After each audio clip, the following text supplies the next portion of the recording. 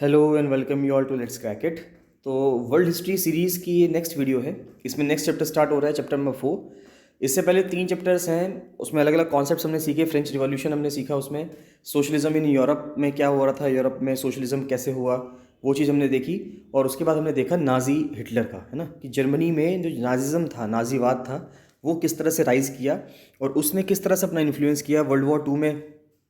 पूरी दुनिया में किस तरीके से उसने अटैक किया, ज्यूज़ को कैसे मारा, वो सब चीज़ें हमने ऑलरेडी देख चुके हैं। अब होगा rise of nationalism in Europe, यानी कि सोशलिज्म यूरोप पढ़ चुके थे कि पूरे यूरोप में नेशनलिज्म यानी कि राष्ट्रवाद की जो भावना है वो किस तरह से उदय होता है राष्ट्रवाद का यूरोप में, उसको अब हम इसमें देखने चाहेंगे। ये बहुत ही इंपॉर्टेंट है। इस चैप्टर में से काफ़ी सारे सवाल एग्जाम में बनने की उम्मीद है आपके। जो आगे आने वाला एडवोकेट जनरल का एग्जाम होने वाला है, या फिर अपर पीसीएस का एग्जाम होगा, जिसमें भी वर्ल्ड हिस्ट्री का सिलेबस है, उन सभी एग्जाम्स के लिए ये जो वीडियोज़ हैं ये बहुत ज़्यादा इंपॉर्टेंट है। तो आप इनको लगातार देखिएगा। पहले काफ़ी सारी वीडियोज़ अपलोड हो चुकी हैं, तो सीक्वेंस में आप इनको देखते चलिएगा। आपका सारा सिलेबस जो है वर्ल्ड हिस्ट्री का वो कवर हो जाएगा, और मैं उम्मीद करता हूँ कि आपका कोई भी क्वेश्चन वहाँ पे नहीं छूटेगा। गाइज, अगर आप आज फर्स्ट टाइम यूट्यूब चैनल पे आए हैं और फर्स्ट टाइम ये वीडियो देख रहे हैं, तो मैं आपसे कहना चाहूँगा कि आप चैनल को जरूर सब्सक्राइब कर लीजिए। अगर आप सब्सक्राइब कर लेंगे तो आपको सभी वीडियोस मिलते रहेंगे और सारा कंटेंट आपका रेडी होता रहेगा। लेट्स क्रैक इट का फ्री टेलीग्राम चैनल भी है, जिसका लिंक इस वीडियो के डिस्क्रिप्शन में मिल जाएगा आपको। तो आप उसको भी ज़रूर सब्सक्राइब कर लीजिएगा, जिससे कि उसको भी ज्वाइन कर लीजिएगा। वो बिल्कुल फ्री है ज्वाइन करना, जिससे कि आपको सारे नोटिफिकेशंस वहाँ पे टाइम टाइम मिलते रहें। करंट अफेयर्स की इन्फॉर्मेशन मिलती रहे, सारी जो current affairs, daily current affairs होते हैं, मैं वहीं पे पोस्ट करता हूँ। और जितने भी क्विजेज होते हैं, क्वेश्चंस होते हैं, वो भी मैं वहीं पे पोस्ट करता हूँ। तो उसको ज्वाइन करना बहुत ज़रूरी है, उसको आप ज्वाइन करते रहिएगा। और जो स्टूडेंट्स एडवोकेट जनरल की प्रिपरेशन कर रहे हैं और वो एडवोकेट जनरल एग्जाम के लिए टेस्ट सीरीज ज्वाइन करना चाहते हैं, तो वो टेस्ट सीरीज ज्वाइन कर सकते हैं। टेस्ट सीरीज ज्वाइन करने के लिए आप मुझे 7665804421 पर कॉल या व्हाट्सएप कर सकते हैं और टेस्ट सीरीज ज्वाइन कर सकते हैं। इसका कंटेंट ले सकते हैं। जिन स्टूडेंट्स को कंटेंट लेना है वो कंटेंट भी ले सकते हैं। चलिए, नेक्स्ट आता है, स्टार्ट करते हैं। तो 1848 की स्थिति है। अब 1848 में चलते हैं, क्योंकि उस टाइम पे फ्रांस के ऊपर बात चलेगी, फ्रांस में थोड़ी सी बात चलेगी, इटली की बात करेंगे इसमें। तो जो भी थोड़ी बहुत बातें होंगी वहाँ पे इटली को यूनिफाई किया जाएगा। थोड़ी बहुत जर्मनी की बात भी आएगी, ओटो वन बिस्मार्क की बात आएगी इस पूरे चैप्टर में। चलिए स्टार्ट करते हैं। तो 1848 में फ्रेडरिक सॉरी एक फ्रेंच आर्टिस्ट थे। देखिए, नाम भी पूछा जा सकता है कि पिछली बार भी क्वेश्चन ऐसा पूछा गया था कि ये पेंटिंग किसने बनाई थी, है ना। तो ऐसे पेंटिंग देकर पेंटिंग का नाम या आर्टिस्ट का नाम भी पूछा जा सकता है आपके एग्जाम में।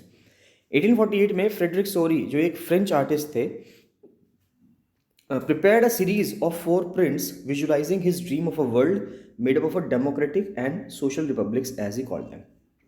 तो 1848 में फ्रेडरिक सोरी जो थे एक फ्रेंच आर्टिस्ट थे, पेंटर थे एक तरीके से आप कह सकते हो। तो उन्होंने 4 प्रिंट्स तैयार करे, जिसमें उन्होंने ये सोचा, ये एक उनका सपना था कि जो दुनिया होगी वो दुनिया किस चीज़ से बनी हुई होगी, डेमोक्रेटिक और सोशल रिपब्लिक से। यानी कि वहाँ पे डेमोक्रेसी होगी, लोकतंत्र होगा, और सोशल रिपब्लिक्स होंगे, यानी कि वो समाजवाद होगा वहाँ पे।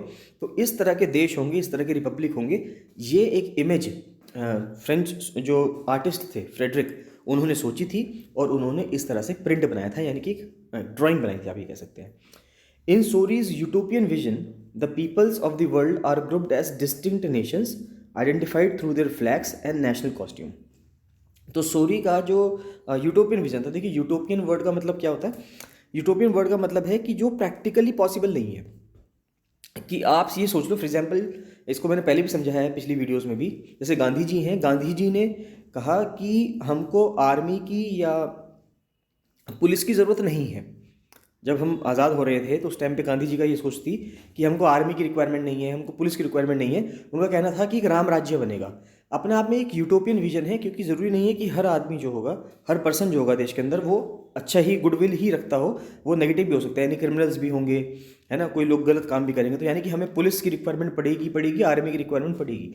लेकिन जो गांधी जी का यूटोपियन विजन था, उसके अकॉर्डिंग ये इन लोगों की ज़रूरत नहीं थी, ना तो पुलिस की ज़रूरत है ना आर्मी की ज़रूरत है, according to Gandhi ji. Likewise अब वो यहाँ पे वो क्या यूटोपियन का मतलब, आपको मैं यूटोपियन वर्ड का मीनिंग समझाना चाह रहा हूँ कि यूटोपियन वर्ड का मतलब होता है जो प्रैक्टिकली पॉसिबल नहीं है, लेकिन आप बहुत ज़्यादा एक विचार में आप सोच रहे हैं कि एक अच्छे विचार में सोच रहे हैं कि बहुत अच्छा हो सकता है, लेकिन वो इतना अच्छा होना पॉसिबल नहीं है। तो शोरीज का जो विज़न था, उसमें जो लोग थे वो उनको हम अलग अलग देश के रूप में उनको बांट देंगे, जो कि अपने फ्लैग से आइडेंटिफाई किए जाएंगे और उनकी कॉस्ट्यूम से आइडेंटिफाई किए जाएंगे। ये 1840s की बात कर रहे हैं, जिस टाइम पे डेमोक्रेसी बहुत कम थी या नहीं थी, है ना, उस टाइम पे डेमोक्रेसी की बात कर रहे हैं। ड्यूरिंग द 19th सेंचुरी, यानी कि 1800 वाले जो साल थे, nationalism emerged as a force which brought about sweeping changes in the political and mental world of the Europe. तो उस टाइम पे राष्ट्रवाद बढ़ने लगा है 1800 में जो है, उस टाइम पे राष्ट्रवाद काफ़ी एक फोर्स में आया वहाँ पे, और बहुत ज़्यादा चेंजेस आए पॉलिटिकल नेचर में और मेंटल वर्ल्ड में यूरोप के, यानी कि जो यूरोप का जो पूरा पॉलिटिकल स्ट्रक्चर था वो चेंज होने लगा। यूरोप में जो मोनार्की थी, राजशाही तंत्र था, वो ख़त्म होने लगा देशों में से, और वहाँ पे सरकारें आने लगी। The end result of these changes was the emergence of the nation state in place of the multi national dynastic empires of Europe. देखिए, पहले यूरोप में कैसे था, यूरोप में मल्टी नेशनल डायनेस्टिक एम्पायर थे, यानी कि मल्टी नेशनल मतलब कि कई सारे देशों को जोड़कर एक बहुत बड़ी डायनेस्टी बनी हुई है। जैसे पहले हुआ करता था एक ऑस्ट्रियो हंगेरियन एम्पायर, है ना, ऑस्ट्रियो हंगेरियन। तो अब आज के टाइम पर अगर आप देखेंगे, ऑस्ट्रिया अलग कंट्री है, हंगेरी अलग कंट्री है ना। तो पहले क्या था, ये मल्टी नेशन हो गए, यानी कि दो या दो से ज़्यादा नेशन हो गए, और इन सभी नेशन को जोड़कर उन पे एक ही डायनेस्टी रूल कर रही है ना। एक काफ़ी बड़ा राजशाही तंत्र है, राजशाही परिवार है, वो इस पर रूल कर रहा है। तो ये जो थे, अब ये सिस्टम खत्म होने लगा था। तो जो मल्टी पार्टी डायनेस्टिक एम्पायर थे यूरोप में, ये तो खत्म होने लगे थे, और नेशन स्टेट इसकी जगह बनने लगे थे, यानी कि ऑस्ट्रिया अलग कंट्री बन गया, हंगेरी अलग कंट्री बन गया, इटली अलग कंट्री बन गया। तो इस तरह से ये सब अलग अलग कंट्रीज बनते जा रहे थे। The concept and practices of a modern state in which a centralized power exercised sovereign control over a clearly defined territory had been developing over a long period of time। तो यानी कि concept जो था and practice of a modern state, यानी कि जो आज के आधुनिक जो स्टेट्स हैं, स्टेट का मतलब यहाँ पे देश, उसका कॉन्सेप्ट जो है वो आने लगा, जहाँ पे सेंट्रलाइज्ड पावर जो होगी वो एक्सरसाइज करेगी sovereign control over a clearly defined territory. यानी कि जैसे भारत की अपनी क्लियरली डिफाइंड टेरिटरी है कि कहाँ कौन सा हिस्सा ये भारत का है, कौन सा हिस्सा भारत का नहीं है, तो ये पता है हमको, है ना। हम कुछ एरियाज ऐसे हैं जिन पे डिस्प्यूट है, चाइना वाले कहते हैं कि ये हमारा एरिया है, इंडिया वाला कहता है वो हमारा एरिया है, वो कुछ डिस्प्यूटेड एरियाज है, लेकिन कुछ इस बाकी सारा हिस्सा जो है वो क्लियरली डिफाइंड है, जिस पे भारत सरकार जो है उस पर राज करती है, उस पर रूल करती है। तो और एक सेंट्रलाइज पावर है, यानी कि दिल्ली में बैठ के रूल करते हैं। लाइक वाइज यूरोप में क्या होने लगा कि पहले तो पूरी डायनेस्टी हुआ करती थी, मोनार्की थी, राजशाही तंत्र था। अब वो राजशाही तंत्र तो खत्म होने लगा, और उसकी जगह क्या होने लगा, सरकारें बनने लगी। सरकारें बनने के साथ साथ देश की जो टेरिटरी है वो डिफाइन होने लगी कि इस देश की टेरिटरी ये है, यानी कि जो कब्जा करने वाली की जो टैक्टिक्स थी कि वॉर करके दूसरे डायनेस्टी का जो एरिया कब्जा कर लेते थे, वो वाला सिस्टम खत्म होने लगा कि एक क्लियरली डिफाइंड टेरिटरी हो गई कि इस कंट्री की इतनी टेरिटरी है, और इस पर एक सेंट्रलाइज्ड पावर जो होगी, एक सेंट्रल गवर्नमेंट होगी, वो उस पर रूल करेगी। तो but a nation state was one in which the majority of it's citizen. लेकिन नेशन स्टेट होता क्या है, देखिए, तो एक नेशन स्टेट क्या है, वो होता है जहाँ पे majority of its citizens and not only its rulers came to develop a sense of common identity. यानी कि वहाँ पे उस जगह के, उस देश के जो नागरिक हैं, ना कि सिर्फ रूलर्स नहीं, जो रूल कर रहे हैं वो तो हैं ही, जो नागरिक हैं उनके अंदर एक कॉमन आइडेंटिटी आए कि मैं जर्मन हूँ, या मैं इटालियन हूँ, मैं इंडियन हूँ, है ना। जब सब लोग ये कहेंगे कि मैं इंडियन हूँ, तब जाकर एक क्या आएगी, कॉमन आइडेंटिटी आएगी, शेयर्ड हिस्ट्री और डेसेंट। वो कहें कि हमारी जो हिस्ट्री है, हमारा जो इतिहास है, वो हम सबका एक इतिहास है, और हमारा जो डिसेंट चल रहा है, यानी कि हम जो लीनिएज जो हमारी आ रही है, एक के बाद एक, पेरेंट्स के बाद ग्रैंड पेरेंट्स के बाद पेरेंट्स आ रहे हैं, पेरेंट्स के बाद फिर हम आ रहे हैं, फिर हमारे बाद फिर एक नई जनरेशन आएगी, तो ये जो डेसेंट चल रहा है ये सब हमारा एक है। अगर इस तरह से लोग ट्रीट करेंगे तभी वहाँ पे एक नेशन स्टेट बन सकता है, तभी लोगों के अंदर एक कॉमन आइडेंटिटी आएगी। अगर हम देखें तो, अगर आप यहाँ से एक चीज़ देखेंगे तो भारत में भी इस चीज़ की कमी थी। भारत में लोग वी एज एन इंडियन नहीं कहते थे, हम फ्रीडम मूवमेंट की बात कर रहे हैं।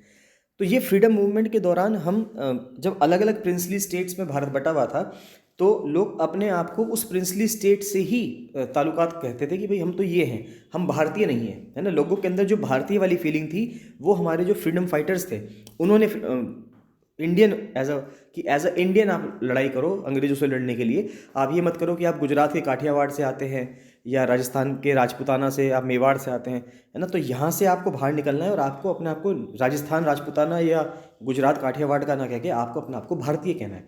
तो ये वाली फीलिंग जो है ये फ्रीडम फाइटर्स ने दिलाई, जो अलग अलग, जैसे महात्मा गांधी हुए, बाल गंगाधर तिलक हुए, जितने भी हमारे फ्रीडम फाइटर्स थे, सभी ने ये एक सेंस लाना चाहा लोगों के बीच में, दादा भाई नेहरू जी हुए, इन सब ने सेंस लाना चाहा कि वी एज एन इंडियन, जब तक हम अपने आप को इंडियन नहीं कहेंगे तब तक हम भारत को आज़ाद करवा नहीं सकते, क्योंकि यूनिटी में ही स्ट्रेंथ आएगी। लाइक वाइज वहाँ पे आप देखेंगे तो वहाँ पे भी यही कह रहा है कि कॉमन आइडेंटिटी की बात कर रहा है वो। तो कॉमन आइडेंटिटी का मतलब क्या हुआ? कॉमन आइडेंटिटी का मतलब हुआ कि एज अ कंट्री आप बात करेंगे, कि एज ए इटालियन है आप, जर्मन है, लाइक वाइज भारत में इंडियन है। This commonness did not exist from time immemorial. Bharat में भी ऐसे ही था। भारत में भी हम जो लोग थे वो अपने आप को प्रिंसली स्टेट से, जिस राजशाही तंत्र में वो रह रहे हैं, जिस छोटी सी रियासत में वो रह रहे थे, उसी रियासत को वो मानते थे कि यही रियासत हमारी दुनिया है। वो पूरे देश को उस टाइम पे भारत का as a concept, India as a country का कॉन्सेप्ट था ही नहीं, है ना। इंडिया को, इंडिया की जो आप कह सकते हो कि जो परिभाषा है कि इंडिया की जो टेरिटरी इतनी बड़ी आज हमें दिखती है, ये उस टाइम पे लोगों के दिमाग में एग्जिस्ट ही नहीं करती थी। इसको लोगों के दिमाग में बनाया गया, फ्रीडम फाइटर्स के द्वारा ये बनाया गया कि आप सिर्फ एक दो टेरिटरी को ना देखकर पूरे इंडिया एज अ टेरिटरी को देखो।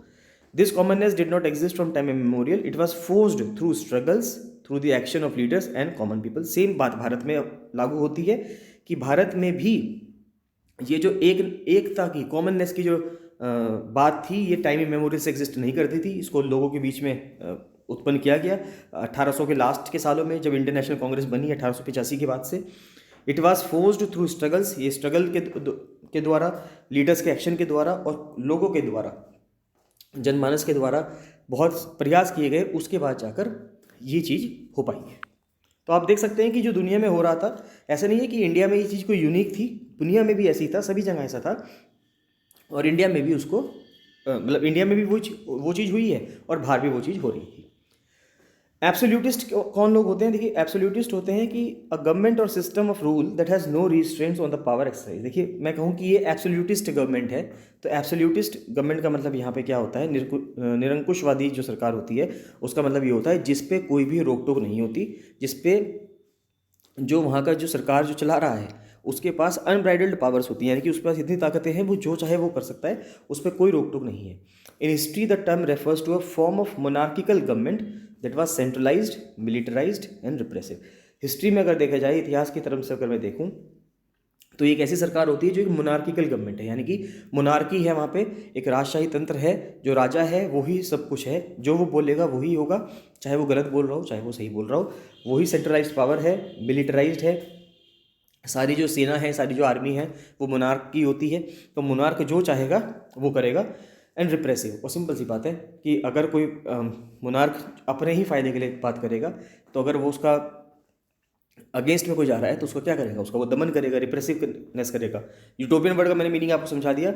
ये एक विजन ऑफ अ सोसाइटी है that is so ideal that it is unlikely to actually exist.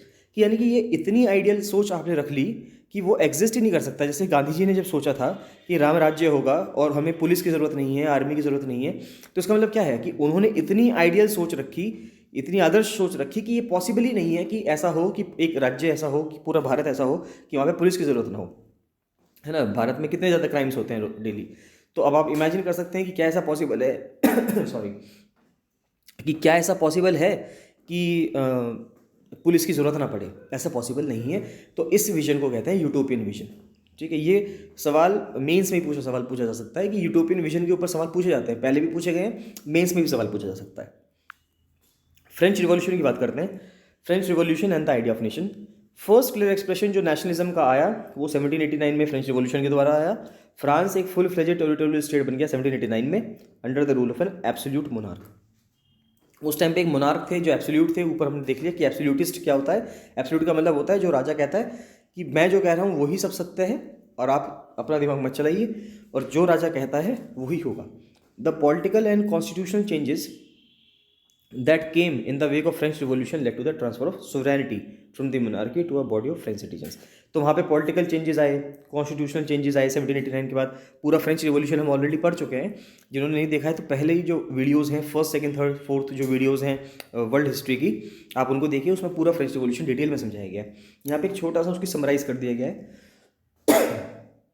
कि जो फ्रेंच रिवॉल्यूशन था, जो फ्रेंच रिवॉल्यूशन था, उससे देश की जो सॉवरेनिटी थी यानी कि संप्रभुता थी, वो मोनार्की से शिफ्ट होकर किसके पास चली गई थी?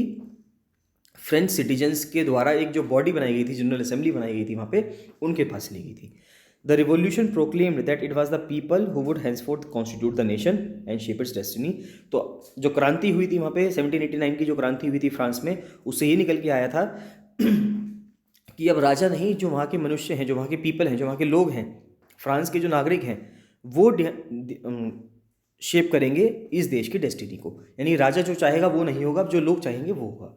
From the very beginning the French revolutionaries introduced various measures and practices that would create a sense of collective identity among the French people. यानी कि लोगों के बीच में एक कलेक्टिवनेस की बात रहे कि सब लोग अपने आप को फ्रेंच कहें, ना कि फ्रांस के अंदर जो अलग अलग प्रोविंस होंगे या प्रोविंस थे उस टाइम पे, कि वो सब कहें कि मैं तो इस प्रोविंस का हूँ, मैं इस प्रोविंस का हूँ। ये ना कह के वो ये कहें कि हम सब फ्रेंच हैं, है ना, हम सब फ्रांस के रहने वाले हैं, हम सब फ्रेंच हैं।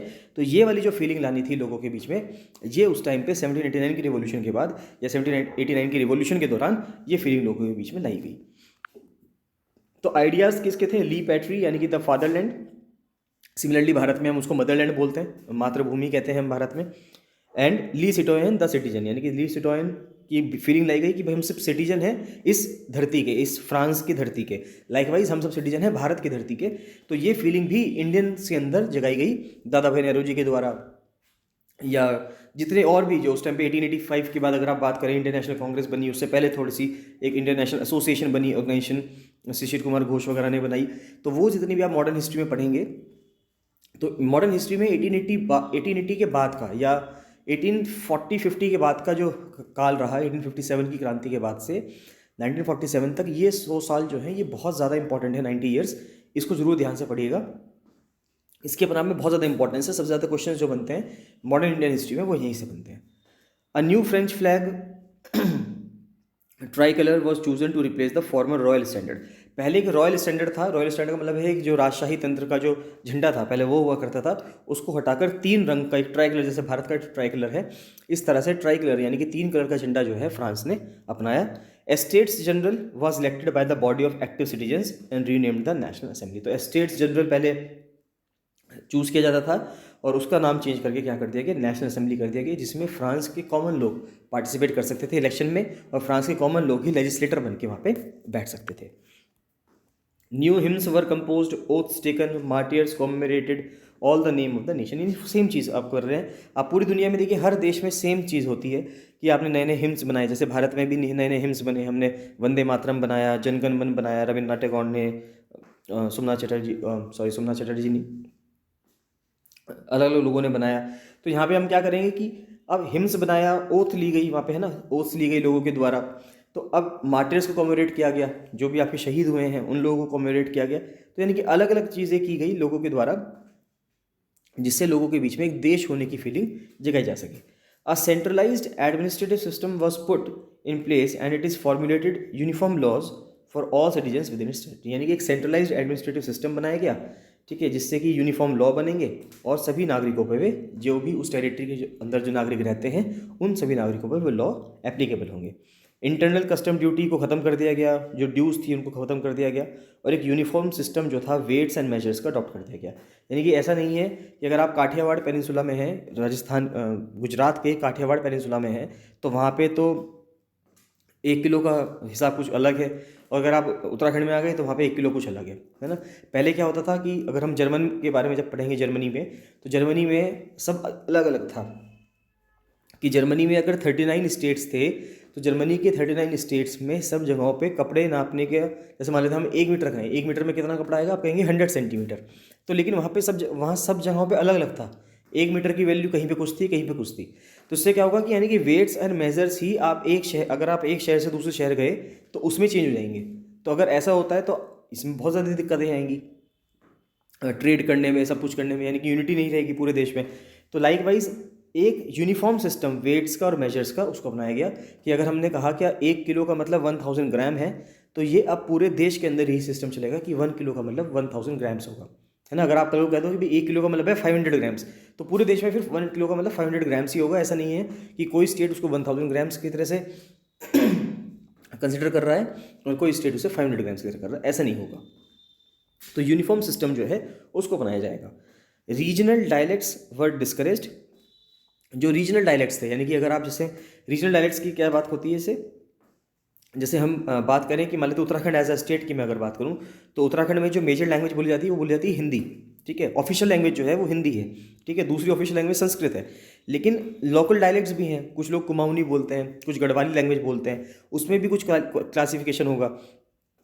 तो अब इस तरह से क्या किया गया वहाँ पे कि फ्रांस की फ्रेंच जो बोली है, जो फ्रेंच भाषा है, उसको बढ़ावा देने के लिए जो लोकल डायलेक्ट्स होती हैं, जैसे भारत में गढ़वाली हो गई, कुमाऊनी हो गई, ऐसे अलग अलग राज्यों में अलग अलग लोगों की जो डायलेक्ट्स हो गए, बोलियाँ हो गई, उनको दबाया गया। और जो वहाँ की कॉमन लैंग्वेज थी, मान लेते हैं अगर मैं बात करूँ इंडिया की, अगर मैं बात करूँ तो इंडिया में मेजर लैंग्वेज, हालांकि ये बोलना गलत है कि मेजॉरिटी हिंदी बोलती है, सिर्फ नॉर्थ इंडियन जो है वो ज़्यादा नॉर्थ में जो हिंदी बोली जाती है, साउथ में हिंदी नहीं बोली जाती है। तो इंडिया की तो बात अलग है, क्योंकि इंडिया में बहुत सारे तरह के लोग रहते हैं, अलग अलग भाषाओं के लोग रहते हैं, और ये इंडिया की ब्यूटी है कि इंडिया ने सभी लैंग्वेजेस को अपने यहाँ इनकॉर्पोरेट किया है, और हमने किसी लैंग्वेज को ऊपर या किसी लैंग्वेज को नीचे नहीं रखा। अब यहाँ पर इन्होंने क्या किया, यहाँ पे इन्होंने रीजनल डायलेक्ट्स को डिस्करेज किया, और फ्रांस में बोलने वाली जो फ्रेंच भाषा थी, as it was spoken and written in Paris, became the common language of the nation.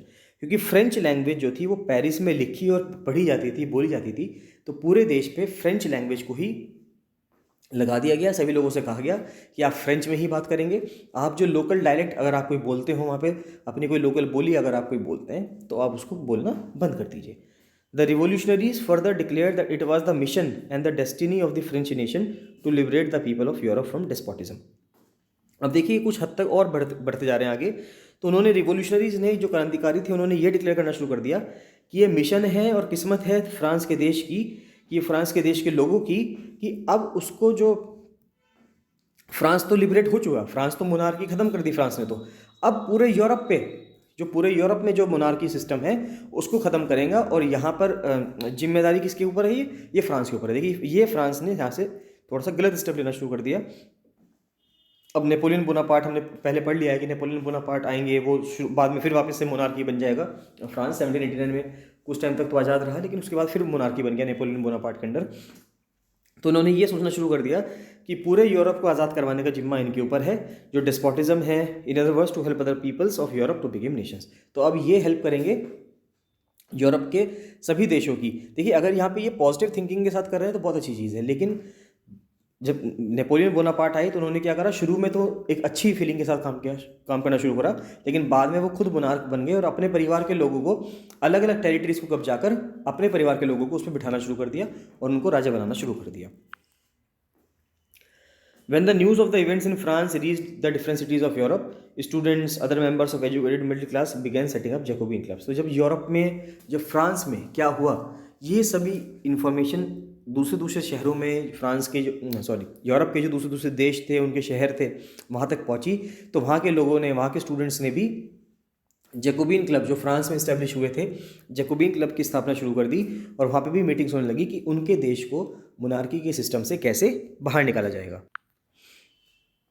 तो there activities and campaigns prepare the way for the French army की जो फ्रेंच आर्मीज थी वो हॉलैंड गई। हॉलैंड का मतलब है आज का जो नीदरलैंड्स कंट्री है, वो उस टाइम पे हॉलैंड कहा जाता था उसको, Belgium, Switzerland and much of the Italy in the 1790s। With the outbreak of the revolutionary wars, French armies began to carry the idea of nationalism abroad. अब जब रिवॉल्यूशनरी वॉर्स यानी कि जो क्रांतिकारी युद्ध थे, जब ये फैलने लगे, तो जो फ्रांस का जो ये आइडिया था नेशनलिज्म का, ये आइडिया अब फ्रांस की टेरिटरी से बाहर निकल के दूसरे देशों में फैलने लगा। Within the wide swathe of territory that came under his control, Napoleon set about introducing many of the reforms that he had already introduced in France.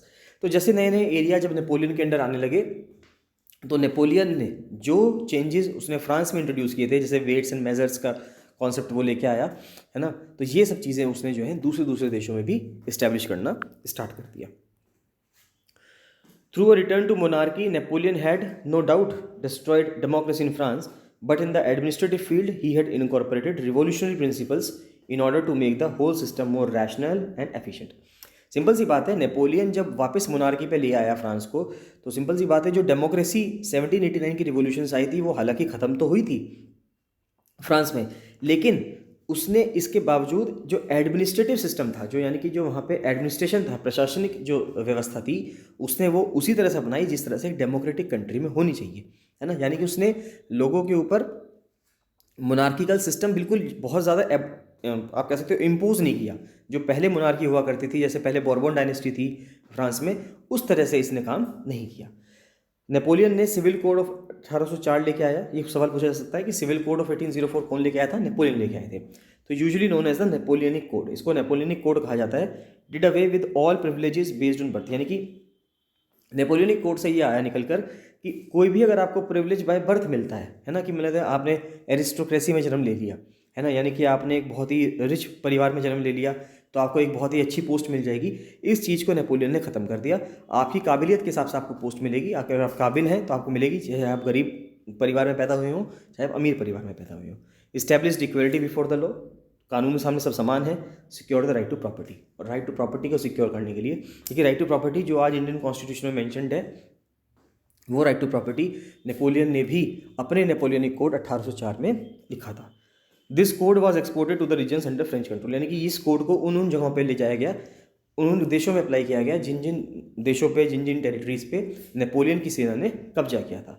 Dutch Republic में, स्विट्जरलैंड में, इटली में, जर्मनी में Napoleon ने सब जगहों पे administrative division को simplify किया। वहाँ पे जो फ्यूडल सिस्टम था, जो फ्यूडल लॉर्ड्स हुआ करते थे, यानी कि जो ज़मीन के जो ज़मींदार हुआ करते थे, एक तरीके से आप कह सकते हो, उन सबको ख़त्म कर दिया। पीजेंट्स को, किसानों को आज़ाद करवाया, ठीक है। और मैनोरियल ड्यूज़, यानी कि जो गरीब किसानों को अपने जो बड़े साहूकार हुआ करते थे, बड़े जो जमींदार हुआ करते थे, उनको जो ड्यूज़ देने होते थे, उन सबसे किसानों को आज़ाद करवाया। तो देखें, अगर हम इस चीज़ को देखेंगे तो लोगों को लगेगा कि नेपोलियन ने बहुत अच्छा काम किया।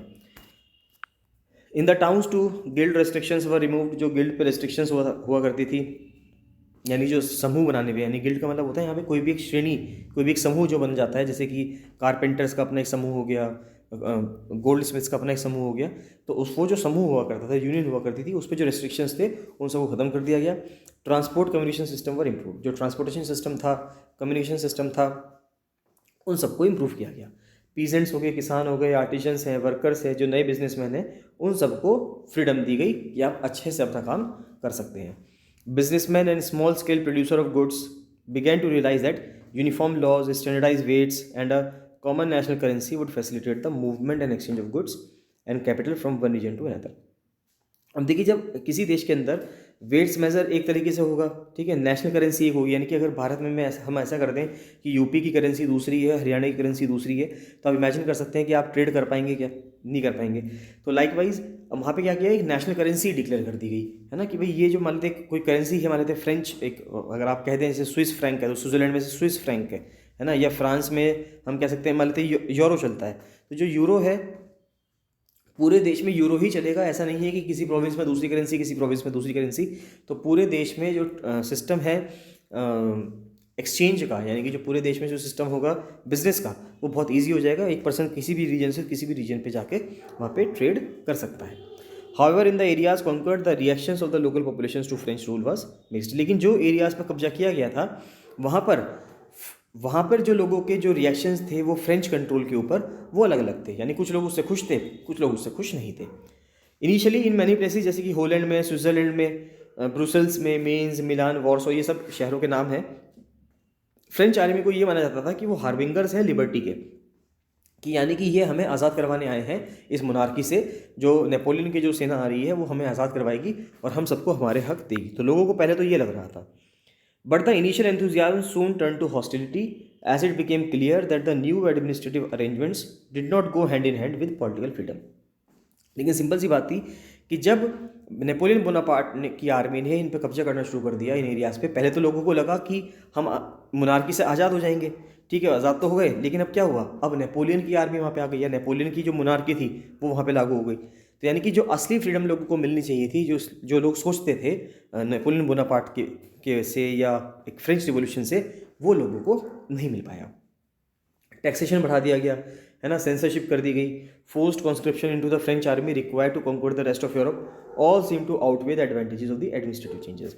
नेपोलियन ने जो एडमिनिस्ट्रेटिव में चेंज लाया, एडमिनिस्ट्रेशन में, प्रशासन में जो चेंज लाया नेपोलियन, वो सब खराब हो गया।